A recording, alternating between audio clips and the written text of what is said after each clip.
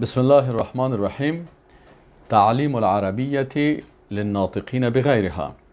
تعلیم العربیه یعنی آموزش زبان عربی للناطقین بغیرها، برای کسایی که زبانشان عربی نیست، بنان این کتاب میخوانند که عربی را یاد بگیرن.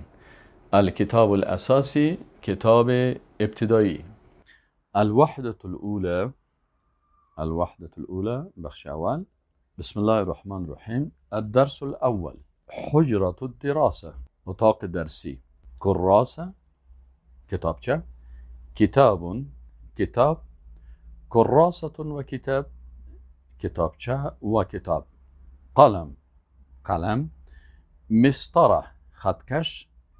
قلم و مسطره، قلم و خطکش. مقعد، چوکی. مکتب، میز. مقعد و مکتب، چوکی و میز. مدرس، معلم. سبوره، تخته. مدرس و سبوره، معلم و تخته. التدريبات، تمرينات. التدريب الأول، تمرين أول. اقرأ الكلمات الآتية. اقرأ الكلمات الآتية. ای کلمات میگه بخوانین. کراسة، قلم، مقعد، مدرس و کتاب، مکتب، مسطرة، سبورة. التدريب الثاني. کراسة، مسطرة، سبورة، سبورة. دی چهار چیز ای کدامش است؟ سبورة، تخته. این تصویر دوم. مکتب، میز است. کتاب، کتاب است. کراسة، کتابچه است. یا کتاب چی است؟ میگه که کتاب است. این حال اینجا مسطره، خطکش. در مقابلش مثلا 3 سوال است. قلم، سبوره، مسطره. این چی است؟ مسطره، خطکش است. اینجا 3 کلمه دیگه هست. کتاب، کراسه، قلم.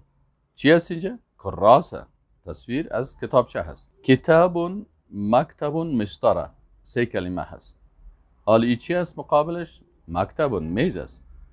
مدرس، مقعد، قلم. اینجا تصویر چی هست؟ از معلم است یا از چوکی است یا از قلم؟ مدرس. مقعد، مدرس، قلم. از این 3 تا کدامش است؟ تصویر قلم. مقعد، مسطره، سبوره. چی هست؟ مقعد یعنی چوکی هست. التدریب الثالث.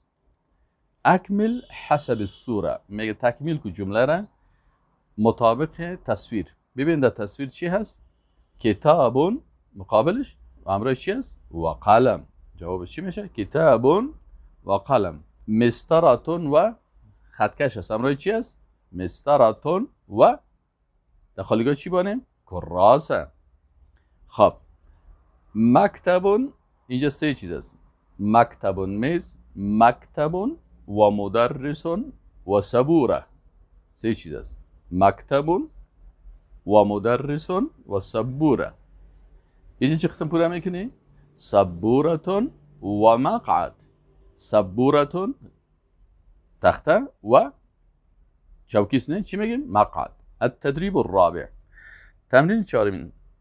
سین، کلماتی که دو سین استعمال میشه. مثلا در اول کلمه سبوره، در وسط کلمه مسطره، در وسط کلمه سین کراسه. کاف، ببینید در اول کلمه کراسه. کتاب، مکتب. التدریب الخامس. قاف. سعی کلماتی که در اولش و در وسطش قاف آمدن. قلم، مقعد، کاف، کراسه، کاف، مکتب. التدریب السادس.